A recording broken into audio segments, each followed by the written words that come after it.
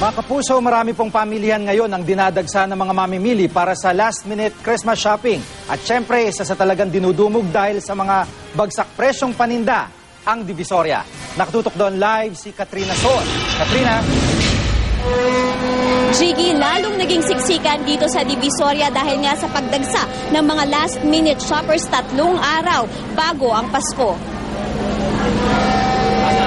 Ang mga tindera sa ilang mga tindahan mula kagabi pa raw gising dahil pamorningan na ang bentahan dito. Ibinaba na rin daw nila ang presyo ng kanilang mga paninda ng mula 20 hanggang 30 pesos para mas madaling maubos. Minsan, ibinebenta na raw nila ang mga ito sa puhunan. Sa dami ng mga mamimili, usad pagong ang paglipad sa mga tindahan. Pero baliwala ang siksikan, init at pagod sa mga mamimili. Karamihan ngayon lang daw nagkaoras para mamili ng mga ipanreregalo. Ang ilan naman, hinintay pa raw ang Christmas bonus. Sa mga pupunta pa lang dito, huwag na pong dalhin ang inyong mga anak. Sa dami kasi ng mga tao, baka mawala pa sila. Magsuot ng komportableng damit at sapatos. Planuhin at isulat na ang mga bibilhin at ingatan ang inyong mga bag para makaiwas sa mga mandurukot. 24 oras bukas hanggang Enero ang mga tiyanggerito. At dahil nga sa dami ng tao ngayon, kaakibat na ang matinding traffic.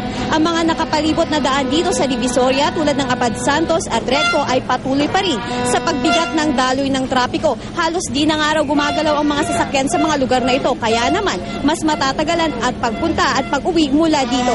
At yan na muna ang latest mula dito sa Divisoria. Jiggy?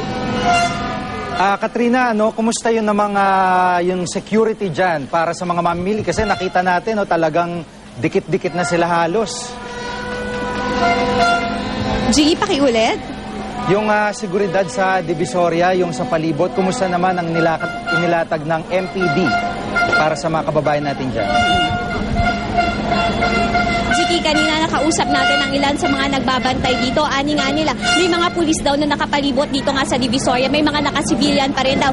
Dahil nga sa sinabi mo kanina na sobrang siksikan ng mga tao dito at maraming ang tao ngayon dito para raw masiguro ay naglagay pa raw sila ng mga nakasibilyan ng mga pulis para masiguro nga at na safe ang mga mamimili dito sa Divisoria. Jiggy?